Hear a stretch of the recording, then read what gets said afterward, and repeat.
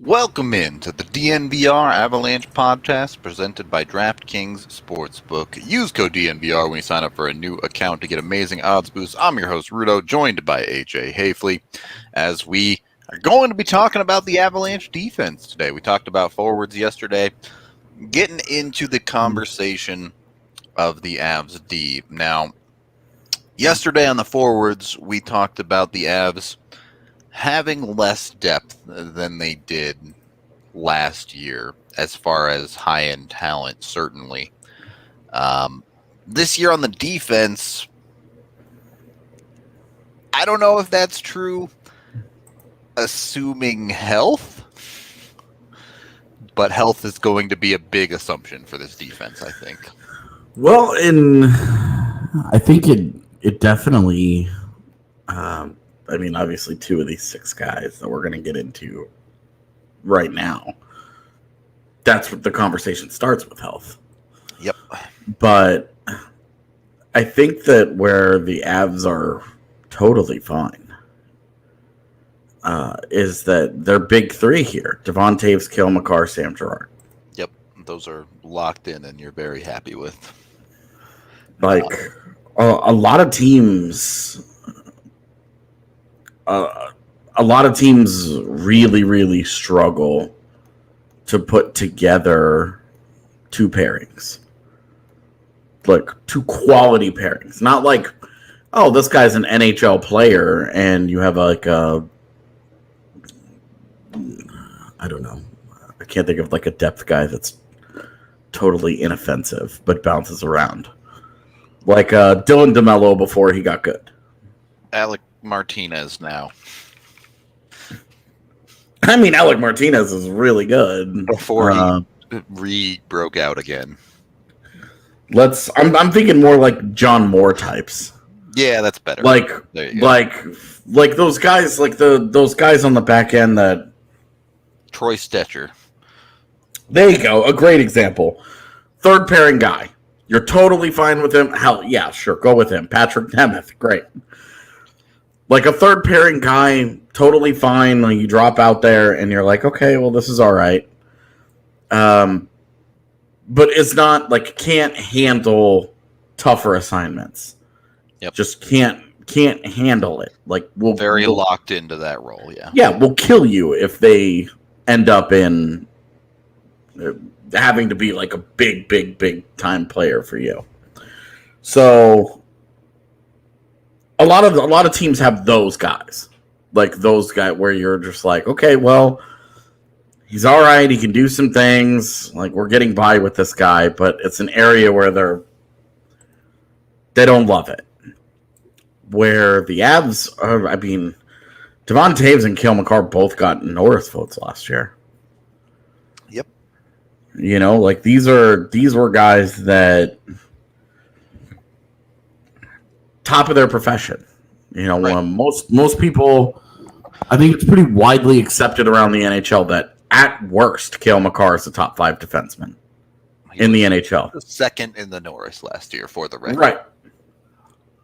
So, the dude is a monster. Locked into your first pair. And we talked about this a little bit before, but do you just roll Toews next to him, put your best two together and say go? To start the year, yes. Okay. But we also saw like Sam Girard's best NHL play of his career came next to Devon Toews. Yep.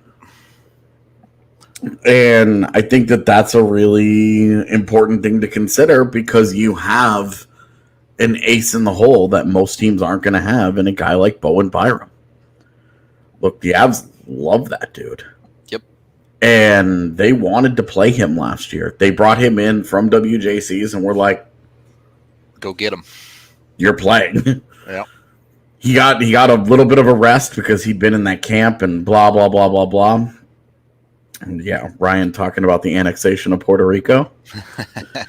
The Avs wanted to get more out of Byram. The Colasar hit and the subsequent injury, that's bad luck. Yep. But he was good to go at the end of the year. They just They were like, look, he's played 19 games in the They last. made their decision in the playoffs. Yeah, that's all. Yeah, and you can understand, like, because you remember he did not play. The WHL canceled their season. Yep. He didn't play any games in the bubble. He played in WJCs. And then 19 NHL games. And then 19 NHL games. And that's the only hockey he played in about 14, 15 months. Yep. And that was the driving factor in them not putting him in the lineup against Vegas. Well, we all disagreed. I think it's fair to say Rudo and I were not on that page. Definitely not. Saw where they were coming from, understood like the logic behind it, just disagreed with the decision. Yep. And given how it went, and given, Nemeth's misfit, it was easy to think that Byron would have at least not given you a worse performance. Yeah. But can't go back and change time. You can only look forward. And I guess that is the big question. All right. I want to start this by, in a world where we assume everyone is healthy on opening night, is Byram on the bottom pair? Well, I guess that goes back to where the conversation we were just having. If Taves is next to the Makar, then yeah, Byram's on the bottom. Then you have Byram not with Gerard, rather. If you have Taves and Gerard together, then maybe Byram is next to Makar. Just run him with Makar and let the big sticks do the talking. Yeah, pretty much. And then you have a third pairing made of glass. EJ and Murray there. Yeah. And you got Ryan Murray and Eric Johnson next to each other, and you're just hoping for the best on every shift. Because if that's not the case, then Ryan Murray is where? EJ is where? Is it Gerard and EJ and then Byram and Murray? Or that would be fine. That would be a fine third pairing. Go and find me a third pairing outside of Tampa Bay that you like. That you like more than Bo Byram and Ryan Murray. I don't think you'd find one, probably. And that's, we've had this conversation all offseason, especially since the Murray signing. The Avs are very likely a top 3D in the league as far as their top 6. Yeah. So that's going to be the interesting thing, right? Like, we've seen some of EJ and Gerard before. That's a pairing that the Avalanche they know more or less what to expect out of that pairing. They know what they're going to get to a certain extent. Yeah, they've at least had eyes on it. Compared to, yes, they've seen 19 games of Byram, but that's not very much. And they've seen no games of Murray in their systems. So the question is, do they feel a little bit more comfortable putting Byram with EJ, who is also super veteran, been with the team forever, almost the team dad as far as the defense is concerned, right? He wears the A on the defense when he's healthy. He's kind of the leader of that unit. Very much team dad. Yeah. I guess unit dad. Yeah, sure.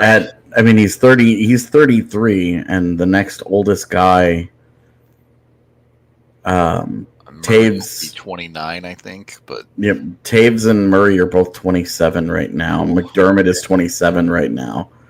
McDonald is the oldest other guy at 28. And then you have of the dudes that are starting, you have Makar and Gerard at 22, or is Gerard 23 now? He's 23 now, and then Byram at 20. Yeah. So a good 10-year difference to EJ for Gerard and more for Makar and Byram. Yeah. Little bit of a gap there, but again, like, that's the curious thing, because you can 100% see the Avs wanting to put Byram with EJ, and EJ kind of mentor him a little bit, I guess. Yeah, I mean, it's your classic young guy, veteran guy. Yeah. And then on a third pairing, you're also, that's not going to be a third pairing that plays like a third pairing. Definitely. It's not going to be sitting around. It's not going to be sitting around playing 16 minutes. Murray and Byram, if that's a pairing, Even that. Even more so that I think I would say it is going the offensive direction. But yeah, it doesn't really matter how you shake up the Avs D. They're going to have, again, if they're healthy, they're going to have an effective puck mover on every pairing. Yeah. So, and I think that's where their biggest changes from last year is that they lose the size with Graves, they lose the size with Nemeth, but they gain puck moving ability. But it's also in no way would you consider Bowen Byram and Ryan Murray small. Right. Byram's 6'1", still has to fill out a little bit, but Murray is 6'1", 210. Yeah, so he's thick. And Byram was 6 foot. Depending on where you look, he's 6 or 6'1". Yeah, sure. And right at about 200 pounds. So it's not like those dudes are going to struggle with their size or anything. Yeah, I mean the only legitimately small guy on their defense is Sam Girard. Yep. The rest of them are just fine defensively. Who's a legit tiny, like he's like 5'9", 180 pounds. Like that's a small dude. Yeah, I actually had this conversation on Twitter like last week or so, where if you look at the average sizes of the Avs top 6D, it's basically the same as I think the Capitals Cup winning team and then the Penguins Cup winning teams a couple years before that. So it's not like their defensive size is significantly out of whack with extremely successful defenses of the past. Yeah, it's not. It's genuinely not small. It's the only real problem, like it's that Girard didn't play well against Vegas. That's the problem. Yep. That people have is that Girard didn't play well against Vegas. And that's true, he didn't, but yeah, and like that's agreed upon by everybody that Sam Girard didn't play well against Vegas. And okay, like yep. It's true. That doesn't mean that he's not going to play well against whoever they play next year. Doesn't mean that he played poorly against St. Louis. And the larger dudes in Nemeth and Graves didn't play particularly well against Vegas either, so I don't know what to tell you on that one. Right, exactly. There's not a lot of names that you can say that played well in that Vegas series on the Avs defense. We've talked about that before. The best defender in that series for the Avs might not be on the Avs anymore. In Connor Timmins. Yeah. I mean, Makar was better than that, but Makar you also have higher expectations for. Sure. And that was the problem with Makar, was that it was like he was dominant here and dominant there. Because he absolutely balled out in game 1 and then was just a guy kind of through the rest of the series. Yeah, he wasn't as special as we've seen. Yep. Definitely fair. And expectations do matter there when you're talking about, a player played well, played poorly. Devon Taves was pretty good in that series. I mean, he had his moments. There were some moments that weren't great, but overall, when you consider that he was playing against their top lines, like he was pretty good. Yeah, he really was. I don't have too many arguments with that, but look, the Avs defense is still bringing back Girard, Taves, and Makar. So, yeah, the point is that they're rolling. They're going to be rolling with a really good defense to start with, and it's a defense that the big difference between last year and this year is that the depth is going to not be there. There's no Connor Timmins to buoy them to kind of provide, because like Connor Timmins, he outplayed a third pairing role last year. For sure. Like his on ice results relative to his teammates weren't incredible, but if you actually go and look at his underlying numbers, he drove play and he was a shot suppressor. It wasn't at an incredibly high level, but the team was good with him on the ice. He played well enough that it was impossible to take him out of the lineup, is essentially what happened at the end of the year. If So you go and you look at the with and without on the ice, Colorado's offense with Timmins was better. Its defense was worse, but still elite level. yep. And that's where they're really gonna miss. They're gonna miss a guy that's gonna make $850,000 and outplay his role. That's what Connor Timmins did for them, is that he outplayed his role. And especially at the end of the year when he really started to click and come into his own. And I say they're going to miss that. That's assuming injury. That's assuming that at some point they miss an Eric Johnson, a Ryan Murray. Even Cale Makar has missed games in his first 2 years.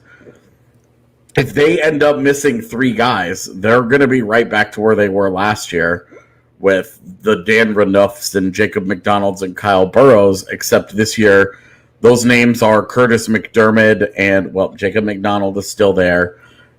Keaton Middleton is still there. Dennis Gilbert is still there. Rowan McCune, Justin Barron, Jordan Gross.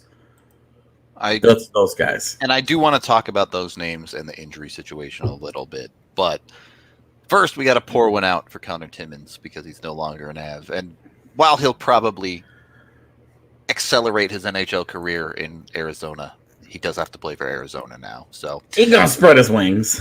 Go get your Breckenridge Brew, whether you're drinking happily for Timmins or sad that he's gone. Either way, Breck Brew has you covered. Get it on tap down at the DNVR bar, or of course go to your local liquor store. Keep an eye out for their Good Company hard seltzers as well. If you're crossing the border to Canada, maybe bring AJ some because it's hard to get up there apparently. But we still have a fridge full. Oh yeah, that's right. You brought like enough to like have the border agents look at you sideways, but they did. They went through my car. Nice. That's a lot of alcohol, son. Yeah, they were like, "How much?" And I was like, "Look, you guys use made up measurements here. I couldn't tell you. So just take a look and tell me what's up." All right. Well, there you go. So if you can still find it, if AJ didn't take it all from this state, go out and get yourself some Breck Brew. They do produce quite a bit. There's like $100 worth of booze here. Like, come on, I didn't take all of it.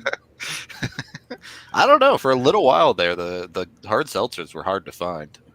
They were still hard to find. I had to do a little bit of work to get those.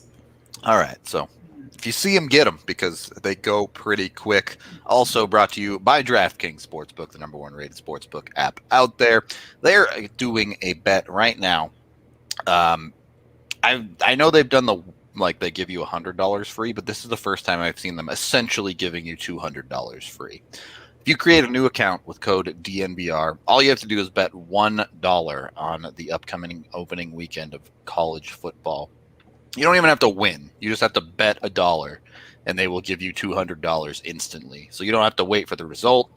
You just put $1 down on that, and they give you $200 in free bets to use. So they're literally giving you $200 to play with just because they can. Jump on it. Head over to DraftKings Sportsbook. Take that $200. If you like football, you can bet that $200 on other football games. You can also bet them on hockey, basketball, baseball, every other sport you could ever imagine. McKinnon to win the hardest plus 600, I think. That's the one I'm pushing right now. If you're looking for a futures bet, AJ disagrees, but that's okay. You can do a whole bunch of other things as well. I know a lot of DNVR crew last year made some good money putting money on Jokic for the MVP. I can speak, I promise. So that could be a good one for the futures as well. You make it work one way or another. Take that $200 from DraftKings Sportsbook. Again, remember, you have to use the DNVR code when you sign up. Let them know we sent you over there. Must be 21 or older. Colorado only. Other terms, restrictions, and conditions apply. See DraftKings.com/sportsbook for details. If you have a gambling problem, call 1-800-522-4700. Second period of the DNVR Avalanche podcast presented by DraftKings Sportsbook. Getting in to these defensemen. First of all, AJ, where do you stand? Do you expect Eric Johnson to be ready for opening night? Yeah. Okay. So that's good news for the Avalanche if EJ is good to go. Everyone else is presumed to be healthy as of right now, but You never know. Things can happen in preseason, yada, yada, yada. They're essentially between EJ and Murray. Realistically, you have to plan. You can throw McCarr's name in there too if you want, but you have to plan for a good 20 plus games at least of being down one, if not two defensemen for this team. Yeah. I mean, you just can't assume that these two guys especially, who just have not been very healthy in their careers, are just gonna, oh look, nothing bad happened to them. Yeah. The odds say otherwise, right? Their healthy seasons are much less common than their unhealthy ones. So yeah, you have to plan for it a little bit. You're setting yourself up for disappointment if you assume that these types of players are going to stay healthy the entire year and they're not going to run into any problems or have to use some of their depth options. So instead of doing that, hopefully we can prepare you to what to expect a little bit. Yeah, and I'm getting beyond those top six. It thins out really quickly. Yep. I mean, you get in immediately. You're into Curtis McDermott, forward defenseman. He's very clearly part of their plans. Yep. Expectation right now, you expect him to be a healthy scratch for the most part of the season. I expect him to be. I don't expect him to play on the defense on opening night. I don't know about a healthy scratch because could be the 12th forward or something. Exactly. There's a whole forward thing that has to shake out still. Which we talked about that yesterday's show. You can go listen to that one if you want more details there. But as far as the defense is concerned, McDermott is probably in the 7th, 8th D conversation. I would assume he's in the 7th D conversation. If they were that happy with Jacob McDonald, I don't think that they would have prioritized going out and getting a guy like McDermott. I mean, who, when they went and got him, like, Timmins was still on the roster. And so it was like the conversation was a lot more him at forward. And then without Timmins, that puts a bigger spotlight on McDermott back as a defenseman, where we've talked about it. He's been a bad NHL player. He's produced only poor on ice results. Right. Very, very poor on ice results. What I will say, if we're comparing McDermott and McDonald, is I don't know if I would put one ahead of the other necessarily. It just depends on role. It depends on what the Avs want on any given night. Yeah, and it can depend on which guy gets hurt. That too, for sure.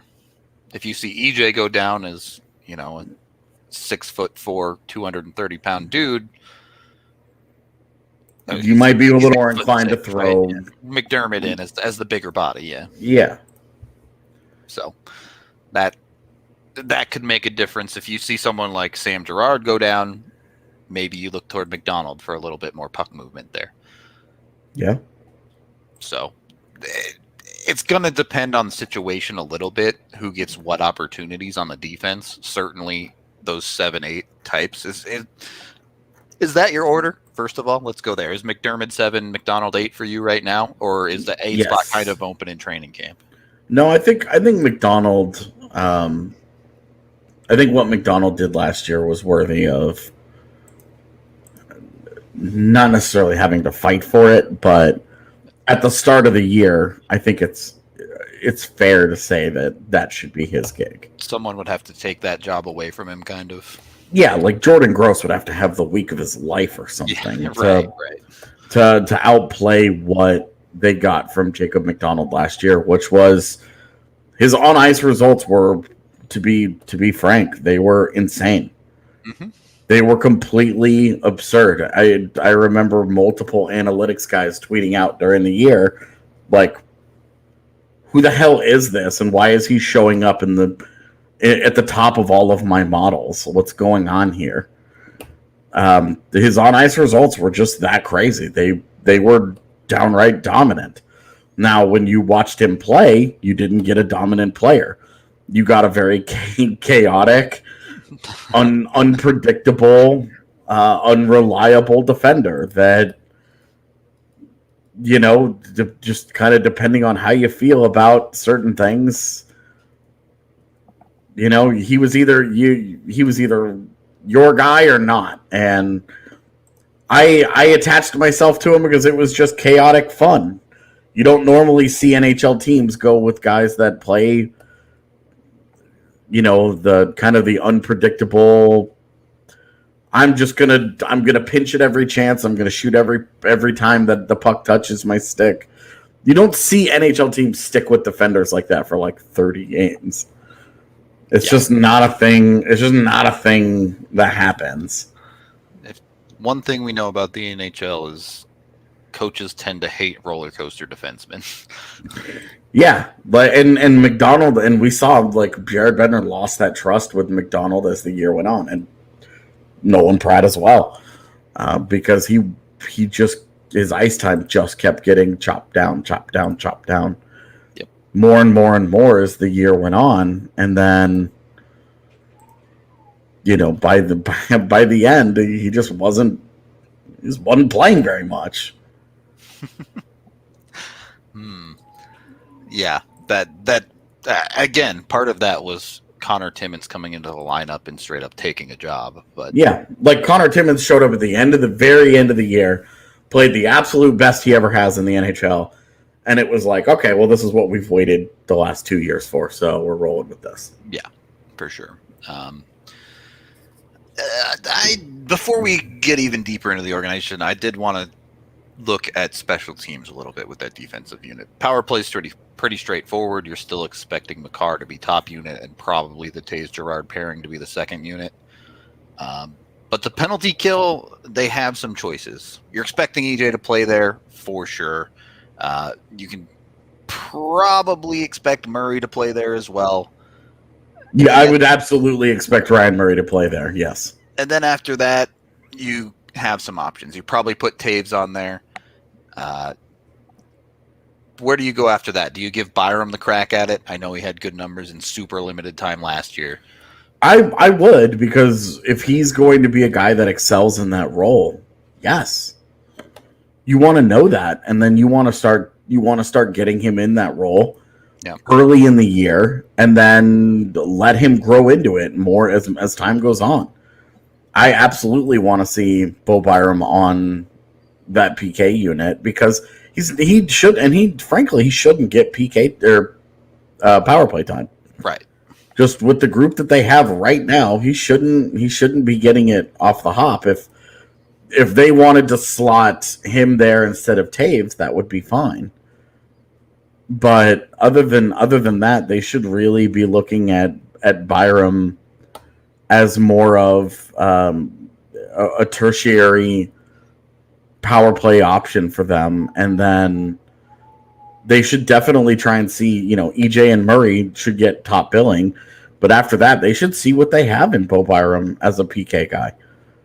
He PK'd at WJCs for Canada. He PK'd in the WHL. Like, he has PK'd. Yep. It's part of his appeal as a prospect was, oh, hey, this guy can do everything. He can give everything. He can play in all situations. And I think that this is them being as deep as they are at that position gives them the ability to do this. Yeah, I think they should as well. Your other options in the top six would be Makar and Girard. You're not going to waste minutes of Makar's minutes playing him on the PK. And then Girard, a conversation you can have. But Girard, to be honest with you, Girard has produced really, really good results as a PK guy. When he does PK, right? And it's been limited, but his on-ice results have been fantastic. And it would be unorthodox for a coach to commit to a small, not physical player on a PK. It's just not something that they do. Yep. Which brings me to my next point. You would fully expect them to use McDermott on the PK if he's in the lineup. Oh yeah. Yeah. If he's not if he's not PKing for you, then you have a very real hard to put him in legitimate the lineup. Yeah, a very legitimate, like, what the hell's this guy doing here in the first place? What's he for? Yep. What does he do? What's being accomplished here? Yep. Just kind of the way that conversation shakes out. I will say his on ice result. I mean, this is just a continuation, but his results as a PKer have been horrific. Yeah, look. The reality of the McDermott situation is the Avalanche have made an active decision to either have reason to believe those numbers are not accurate for whatever reason, or they just straight up chose to ignore them or whatever. Yeah. Yeah. That is straight up. They waited for the analytics guys to go to lunch and to make that phone call. Yeah. Yep. Yep. So they pounced. They were like, all right, the nerds can't tell us not to. Let's do this. Yeah. So that's that conversation. McDonald, would you play him on the PK if he's in? No. Okay. Just wanted to check on that one. You never really know. So all right. Let's see. Rudo, do I have COVID? do you have COVID? I'm guessing the answer, just like last time, which was 2 days ago, is no. Oh. Still don't have it. Shocking. Tell you. All right. So, I think the short answer here is you don't want to be on the penalty kill, or even worse, in the penalty box in the bedroom. So, make sure you're keeping it together. Make sure you're manscaping, and don't get any penalties. Make sure your PP is looking clean, fellas. Boom! AJ coming in hot. Use code DNVR to get 20% off at manscaped.com. Get the perfect package 4.0. You'll get free shipping as well. Use the lawnmower 4.0 to clean up that PP, as AJ put it, and get all of their other products as well. Not only below the belt, they can take care of you all over the place. Face shavers, breath mints, shave mats, all sorts of awesome stuff that you can get. Check them out today, manscaped.com. And then head on over to Strava Craft Coffee. Get your CBD-infused coffee and get 25% off over there when you use code DNVR25 for your first purchase. You can also get the cold brew down at the DNVR bar. Super awesome for aches, pains, joint pain, stuff like that. And it's still coffee also, so it'll give you your caffeine fix that you need. So Great advertisement. It's still coffee also. Hey, man. Everyone in this country drinks caffeine, it feels like, except for Nathan McKinnon, maybe. But that dude, come on. Had to give the meme in there. Had to get you know he's found a way to get his caffeine. Sneak it in there. It's like a pure caffeine pill or something that he takes as a supplement. That's right. All right. So while you're doing all of those things, saving a little bit of money using our codes, maybe you're slowly saving up to buy a house. So check out Chevalier Mortgage, as they've been in the business for a long time now, both Mike and Virginia. Great at what they do. Mike, in fact, is a certified financial planner, so he can cover your entire picture. He'll look at everything when finding the right home loan for you, not just a great rate. It's more than just that. We're about to get into prospects and talking about translatable skills and stuff, but are those not like the most symbiotic skills to have in a person that you're trying to ask for help? Oh, I'm a financial planner and I can help you buy a house. Yeah, it's you would think more people in the housing market would be financial planners, really, to be honest. It seems like an amazing thing. Like, oh, I'm looking for somebody to help me buy a house, and just be like, oh, I've got this in my back pocket that I'm. By the way, I'm a certified financial planner. So Yahtzee. yeah, we'll work it out down to the dollar for you, basically. Head to dnvrmortgage.com. You can get a free consultation with them and also get a chance to win some free DNVR merch as well. So check them out today. You can also call Virginia directly at 303-257-6578. Michael Chevalier, NMLS 1931006. Virginia Chevalier, NMLS 1910631. Third period of the DNVR Avalanche podcast presented by DraftKings Sportsbook. So let's get into the fun conversation here, at least for you and me, AJ. Justin Barron. What do they do beyond those 8? Yeah. Where does it start at 9 when they do have to dig into the depth? Because you remember 16 guys played for them on defense last year? It was an absurdity last year, how many. So if that's going to happen again this year, then what's the pecking order look like? Because it's under NHL deals right now, and this is in no particular order, Jordan Gross, Keaton Middleton, Dennis Gilbert, Rowan McEwen, Justin Barron, and Nate Clerman. Yeah. Big Clerms. Which, there's a couple of interesting conversations there. First of all, you have Dennis Gilbert, which did play in the NHL last year for them. But, one, he's an RFA that's about to go through arbitration with the team. 2, after his couple of games, the Avs actively avoided bringing him back to the NHL roster again for the rest of the year, basically. Yep. So I don't really have a good read on where he's going to slot in this depth chart. Yeah. Agreed. I think he's the guy that we would have, a year ago, we would have said, oh, that should be top of the list, kind of. Where McDonald is where we would have had Gilbert, yeah. Yeah. Yeah, I think. And then the year that they each had, you're kind of like, oh, all right, now what? And Jordan Gross, we don't know. And he's the only guy on the AHL team on an NHL deal under 6 foot. Yep. Every single other guy, McDonald is 6 foot 200. Every other guy is at least 6'1" on their AHL defense. Yeah. It's like they're building two totally different defenses. The NHL one is all about speed and skill, and the AHL one definitely leans into size quite a bit more. Starts with size and then goes like, okay, well, let's put some pieces together here. Yep. Beyond that. And then I think if we start talking about that 9th guy, I mean, guys with some NHL games, Jordan Gross, Dennis Gilbert, Keaton Middleton, those are the guys. McEwen has a few. Yeah, he's got 10 games. Yeah. Yeah, 10. Gross has 9, I think, so yeah. Yeah, we're not talking, significant I think experience or anything, yeah. Yeah, Middleton had the 3 that he had with the Avs last year, in which he was awful. Yep.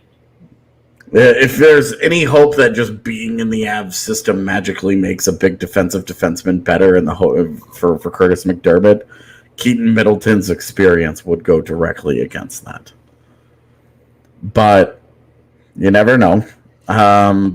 I guess as you tried to start this conversation with, and I immediately directed us elsewhere for some reason, it's really what's up with that Justin Barron. Chat, I need you to stop trying to just end it. Yeah. Good meme, but YouTube doesn't appreciate that kind of chat. Yeah, this is how you guys get us in trouble. Yeah. Yeah, the idea that Nathan McKinnon is picking their lineup is hilarious. Yeah, this is not a LeBron James situation. Nathan McKinnon's rolling up to Loveland and getting watching Eagles games, and he's like, "That guy. Oh, we need a call up. Get that guy." Yeah, give me Middleton. That would be pretty funny, though. Yeah, it would be incredibly entertaining, but you also just can't let your player run your organization like that. In a sport where, your lineup consists of 20 players that all actually have to play, it's not quite like basketball where you can pick the 7 dudes that are going to play in any given game. Yeah. In any case, though, the Justin Barron conversation. First of all, check out DNVR Sports 2 on YouTube. Just dropped Justin's all points from last year if you want to get a feel for what he looked like in the queue and a little bit of AHL action. Yeah. But let me start here because I think it's unrealistic to expect Barron to be really in the competition coming directly out of training camp. But can he play his way into the NHL this year? He had 7 games in the AHL last year. Just because he was a first-round pick, he's in this conversation, right? Yeah. If he wasn't a first-round pick, he wouldn't really be here in this conversation. Like, we're not talking about Nathan Clerman very much, are we? Nope, not at all. We're talking about, like, if he ends up with a game, it's a cool story. A kid from Boulder plays for the Avs. Yep. Dope.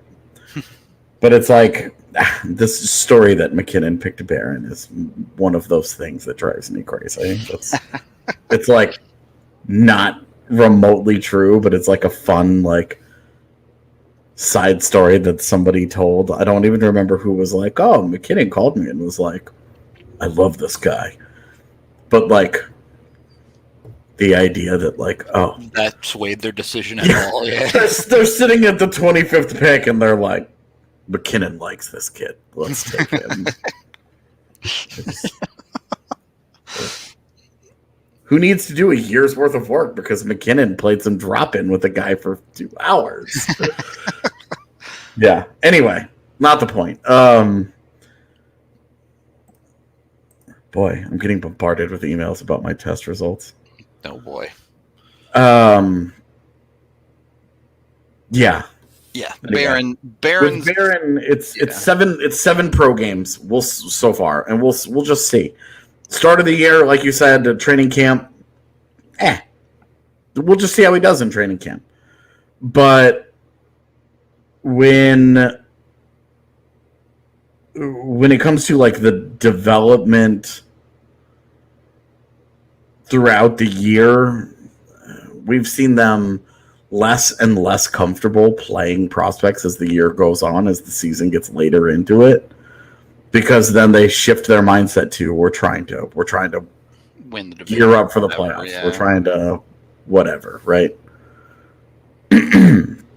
So it's like, how do you fit a guy on paper? Does it make sense to think that, oh, hey, by the end of the year, Barron could be a legitimate call up?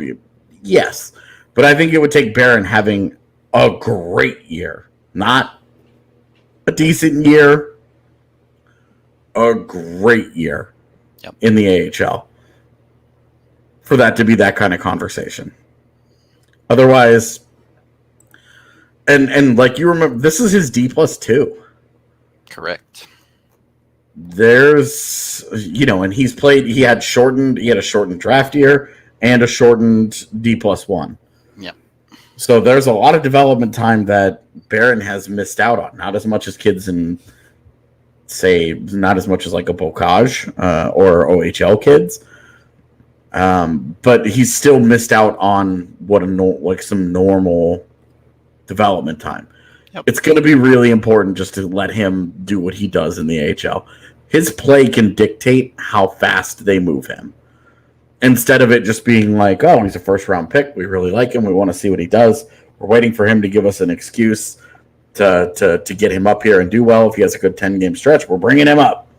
Like their NHL team is deep enough right off the hop that they don't need to, like, he's not going to be better than any of their top 6 that they envision. And the other side of this with Barron is the Avs, or rather the Eagles, really don't have the problem that they have at forward at all. At forward, you're trying to think. They're trying to figure out how can they fit in all these prospects and give them opportunity. On the defensive side, it's here you go, Justin Barron. You can play PP. You can play PK. You can play a ton of 5-on-5. You have Nathan Clearman as well, I guess, but Barron is the is the first round pick that is going to waltz in and be given every opportunity at the AHL level to succeed. Yeah, your right-handers of those guys that we're talking about in the AHL, it's Jordan Gross, Roland McCune, Justin Barron, Nate Klarman. Yep. So with those guys, like Jordan Gross has been puck moving, offensive type that they watched at Notre Dame. They're comfortable with that guy. But is he, he probably will run a power play. How do they want to utilize Roland McCune will be interesting. And then Justin Barron, you would want to put him on at least one of your power play units just to get him working on that. Yep. And then you definitely want to see him on the PK because that's what you envision him in the NHL. Yep. You won't need to run the power play. You would like to have him have those skills, developed when he gets to the league. So just in case, he could be your long-term Devon Taves replacement, several years from now. But before then, he's probably not running a power play for you in the NHL. It's not something that they're likely going to need with Girard and Makar entrenched long-term. And then Byram just chilling. But as a future PK guy, he should definitely be getting PK minutes down there. Yeah, pretty much. Not a whole lot else to say about Klarman, really. We'll see. If he plays well in the AHL, great. That means he's taking steps forward. And yeah, he's 23 already, so yeah, he's you take that as it comes. Yeah, but whatever Nate Klarman gives them, like that they got Klarman on an ELC before, and even before his college career finished. I mean, he still had another year. Yep.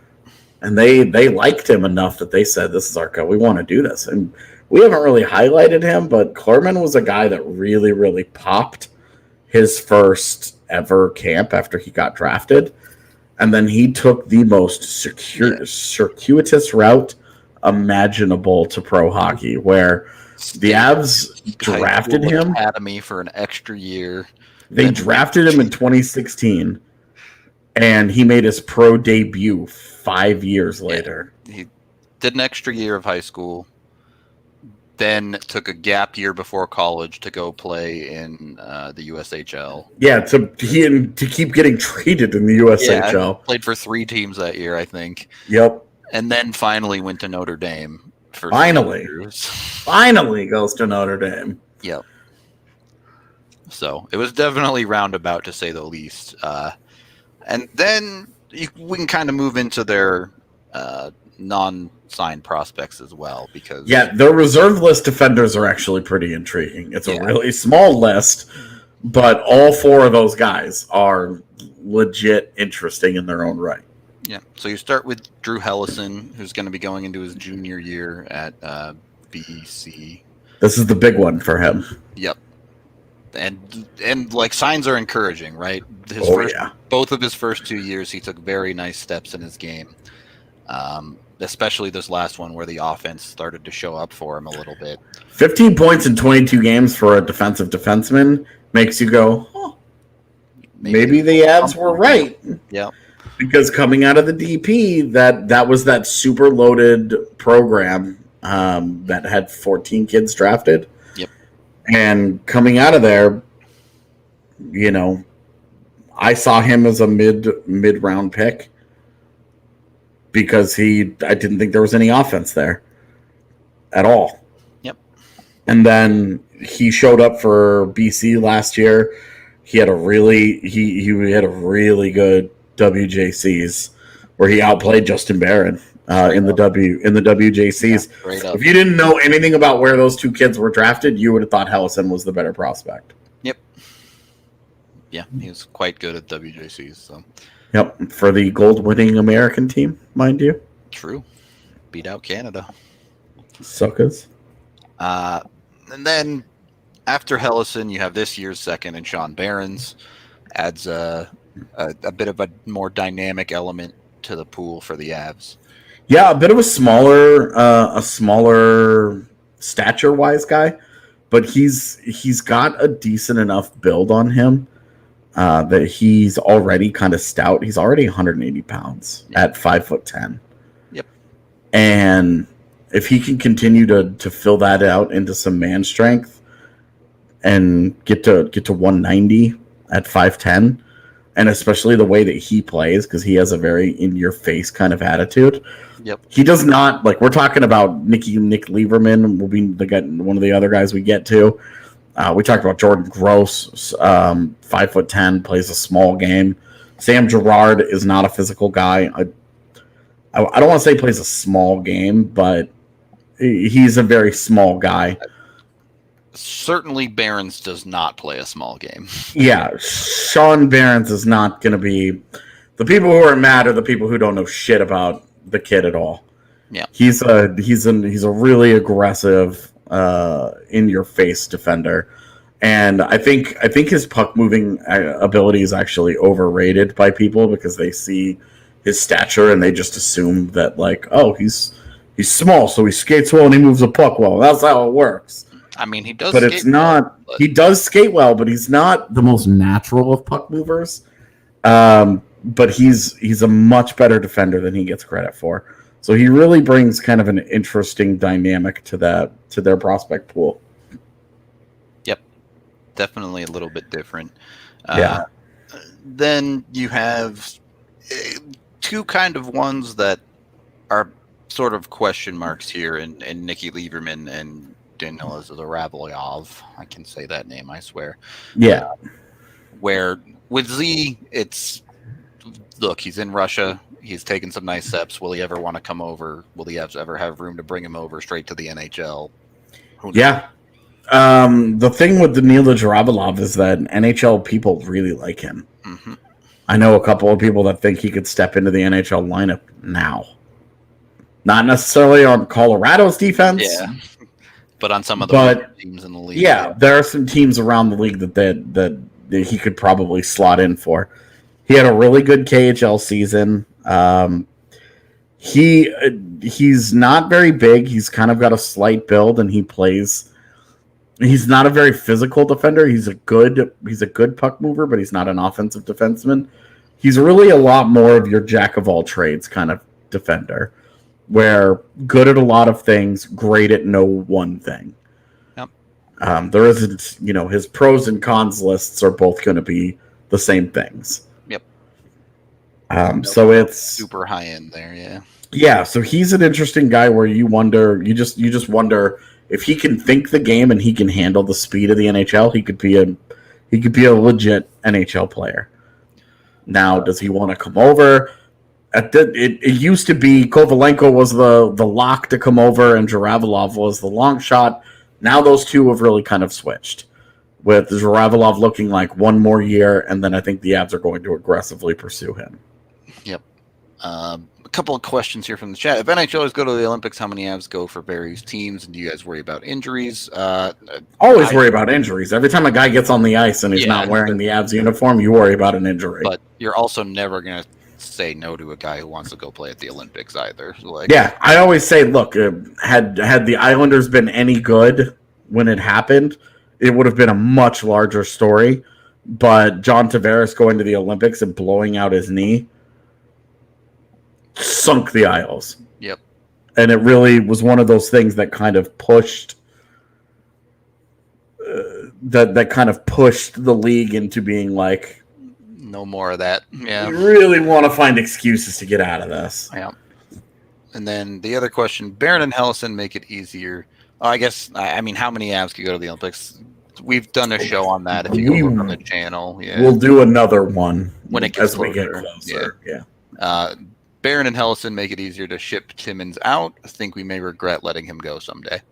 They may regret it because I think he's going to blossom, and we're both Connor Timmins fans for sure. Yeah, like we are both believers that he's going to be a top 4 defenseman in the NHL. So I think in terms of do they regret letting him go in that way? Yeah, I think so. They could regret it as soon as this year if injuries don't go their way. But is the presence of Barron and Hellison, to answer the first part of that, does it make it easier to trade at Timmins? Yes. Absolutely. If neither of those guys were in the system and on the trajectories that they're on, because they both are coming off of very, very good years, the loss of Connor Timmins would be much bigger in the system. Yeah. If you didn't have Barron and Hellison and you trade Timmins, you're looking at the next graduating defensive prospect would be Sean Barron's probably. I guess Zaralyov maybe. Nikki Lieberman? Yeah. You're a long ways off from anything coming out of that pool. Yeah, you're maybe hoping that Nate Corman can be a third pairing guy for you. Yeah. It's that is to say, it's a long shot that any of these guys are going to be impact guys beyond Barron and I guess Barron's and Hellison. Now that Barron's is there, we're going to be pro Barron's until he struggles. The Barron's pairing of the future is going to be an adventure. Yeah. Yeah. Good luck, Connor McGahee. And then, if we want to just wrap up on Lieberman real quick here.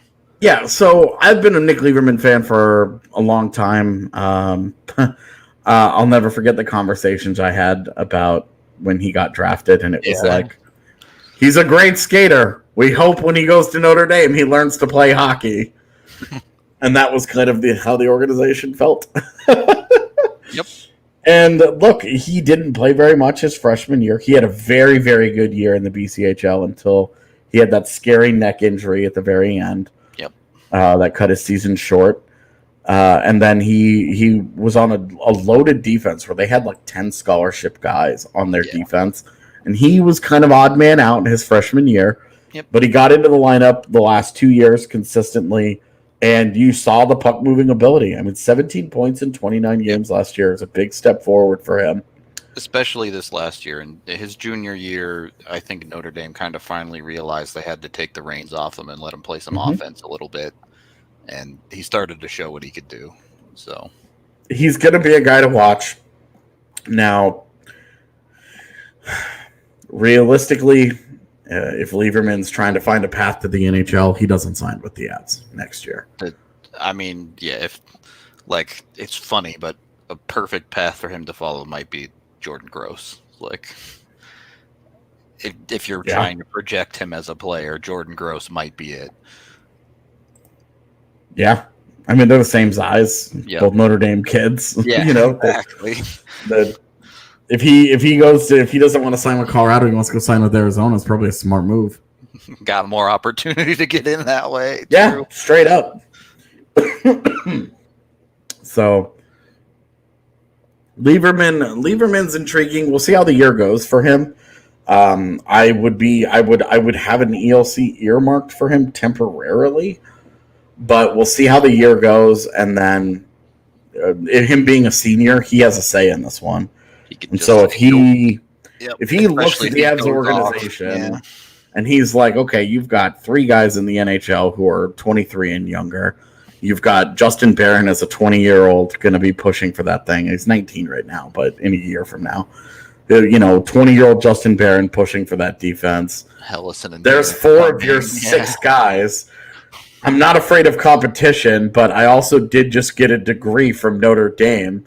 So, I'm not a moron here. I think it would be a tough sell for the Avs to get him on an ELC. Yep, I agree. Unless he's just like, hey, I want to play pro hockey. I'm not taking the chance that other teams won't give me this. Yep. Because the downside is you got to wait till August. Teams have to be holding out contracts for you the entire offseason. And if the Avs might be offering an ELC in March. Now. Yeah. But if they're not offering, but they may not offer one in August if they have, if they have the, if they go through their entire offseason and they sign all the guys and blah, blah, blah, blah, blah, they may not be comfortable doing it anymore. So it would be ballsy for a kid for a 7th round pick to turn down an ELC, but it also, looking at the Avs organization, it might be like, what are you going to do? Yeah. You just live with that decision when it gets made, basically. So. Yep. That's pretty much sums it up, I think. So be sure to like and subscribe to the video here on YouTube. That helps us out a bunch. Thank you, everyone, for watching, listening, consuming the show. We appreciate all of y'all a ton. We'll be back tomorrow talking about the goalie depth of the Avs, and then probably round up the show taking a look at all of the prospects in the system, most likely. Yeah. Tomorrow's going to be a short show. Yeah, tomorrow's will not be a long one, but, you know, people still like their goalie talk, so we'll do our best. Looking forward to it. Hope to see you guys there. Until then, we'll talk to you all next time.